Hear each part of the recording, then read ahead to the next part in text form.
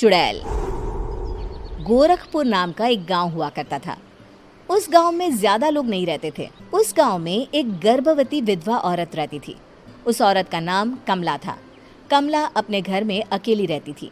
उसके पति की सारी जायदाद उसके नाम हो गई थी, पर सभी गांव वाले उस औरत को मनहूस औरत समझा करते थे और सभी उससे नफरत किया करते थे। एक बार कमला राशन की दुकान पर खाने का सामान खरीदने जाती है। भैया जी, जरा 1 किलो दाल चावल देना। अरे हाय हाय हाय हाय हाय हाय! अरे मनहूस औरत, मेरी दुकान में अपशुगन करवाने आ गई क्या? हैं?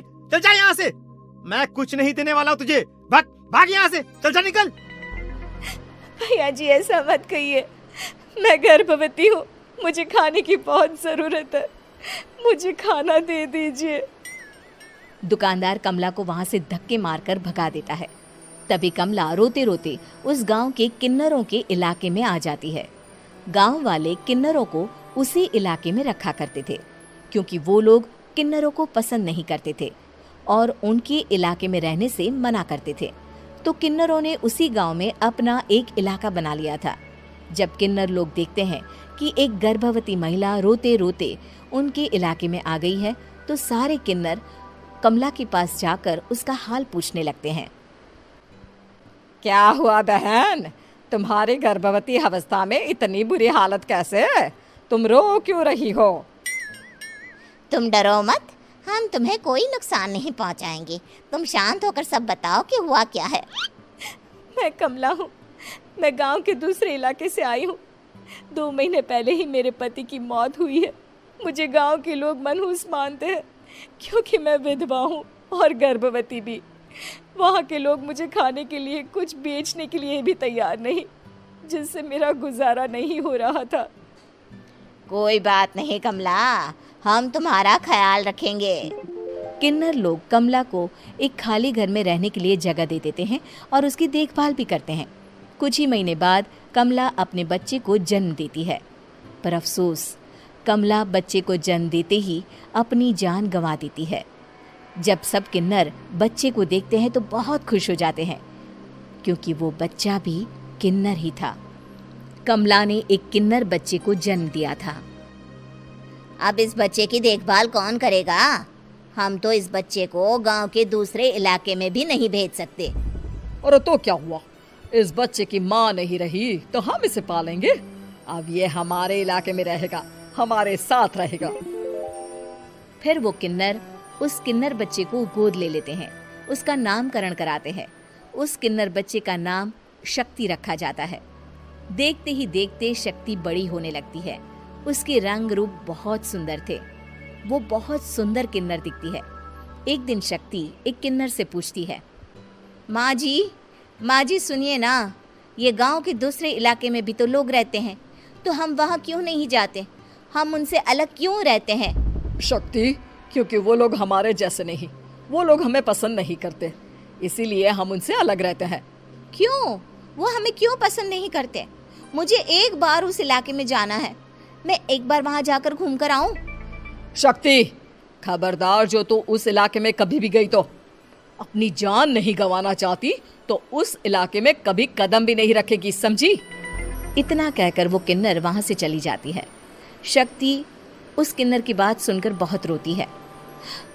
माँ जी, ऐसा कैसे कह सकती हैं? उन्होंने इतनी सी बात के लिए मुझे इतना डांटा। अब तो मैं उस इलाके में ज़रूर जाऊंगी। फिर एक दिन शक्ति गांव के दूसरे इलाके में चुपके से जाती है। ये लोग तो हमारे जैसे ही इंसान हैं, तो ये हमसे नफरत क्यों करते हैं? जब शक्ति उस इलाके में पहुंचती है तो गांव के सारे आदमी उसके रूप से मोहित हो जाते हैं। वो लोग ये अंदाज़ा नहीं लगा पाते कि वो किन्नर है। शक्ति की सुंदरता देखकर सारे गांव वाले उसकी तारीफ करने लगते हैं।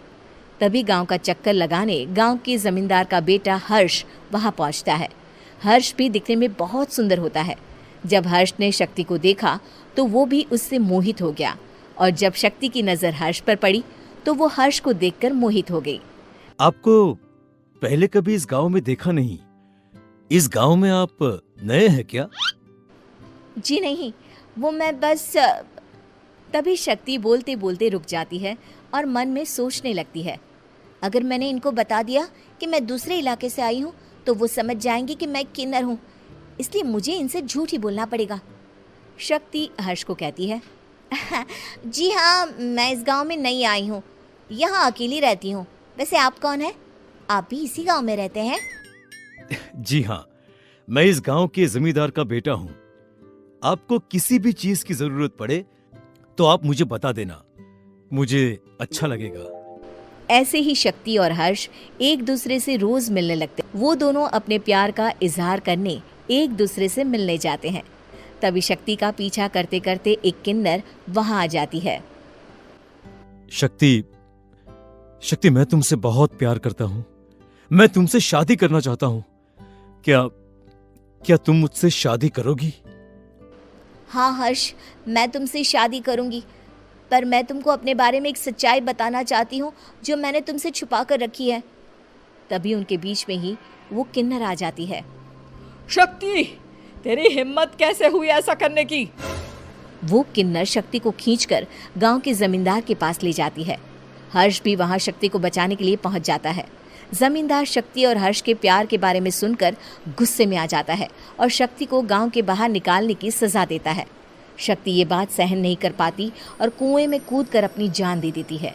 जमींदार हर्ष की शादी गांव की एक लड़की से करवा देता है, पर हर्ष इस शादी से खुश नहीं होता। शक्ति अपना बदला लेने के लिए मरने के बाद किन्नर चुड़ैल बन जाती है। अब मैं इन गाँव वालों को नहीं छोड़ूंगी, अब इनसे मैं अपने प्यार का बदला लूंगी। किन्नर चुड़ैल गांव वालों को परेशान करना शुरू कर देती है। एक बार वो रात को गांव के खेतों में पहुंच जाती है और वहां आग लगा देती है। सारी फसल जल के राख हो जाती है। जब एक आदमी रात को उठकर देखता है कि खेत में आग लग गई है तो वो वहां पहुंच जाता है। वो देखता है कि खेतों के बीचों बीच एक किन्नर चुड़ैल खड़ी है और वहां खड़े होकर ताली बजा रही है। गांव वाला किन्नर चुड़ैल को देखकर बेहोश हो जाता है। जब सुबह उस आदमी को होश आता है तो वो सीधा जमींदार के पास जाता है। अरे जमींदार साहब, अरे वो किन्नर चुड़ैल ने मेरी सारी फसल जला दी। अब मैं क्या करूंगा? क्या होगा मेरा? जमींदार चुड़ैल किन्नर का नाम सुनते ही सब कुछ समझ जाता है। अब वो बहुत डर जाता है। उसी रात को जब जमींदार डर के मारे अपने कमरे में सो नहीं पाता, तभी वहां अचानक से किन्नर चुड़ैल आ जाती है। किन्नर चुड़ैल जोर जोर से जमींदार के आगे खड़ी होकर हंसने लगती है और ताली बजाने लगती है। जमींदार उस डरावनी किन्नर चुड़ैल को देखकर बहुत डर जाता है। तूने मेरे साथ बहुत बुरा किया, अब मैं तुझे जान से मार दूंगी। नहीं नहीं नहीं नहीं नहीं, मुझे माफ कर दो, मुझे मत मारो। मैं कभी ऐसा दोबारा नहीं करूंगा। अब तुम जो बोलोगी वही मैं करूंगा। ठीक है, मैं चाहती हूँ कि किन्नर इलाका गांव के इलाके से जुड़े और गांव का कोई भी आदमी किन्नर समाज से द्वेष ना करे, उससे नफरत ना करे, नहीं तो मैं सारे गांव को मार दूंगी। और तुम गांव में एक नया कानून बनाओ कि अगर किसी ने भी किन्नर समाज को हानि पहुंचाने की कोशिश भी करी या इनसे भेदभाव करने की भी कोशिश करी तो उनको कड़ी से कड़ी सजा मिलेगी। हाँ हाँ हाँ हाँ, मैं ऐसा ही करूंगा। तुम जो बोलोगी वो मैं करूंगा, पर मुझे जाने दो प्लीज। तब वो किन्नर चुड़ैल वहां से चली जाती है। गांव का जमींदार किन्नर चुड़ैल का कहा मानते हुए दोनों इलाकों को एक कर देता है और नया कानून भी लागू कर देता है। तब से वहां किन्नर समाज और बाकी गांव वाले शांतिपूर्वक रहने लगते हैं।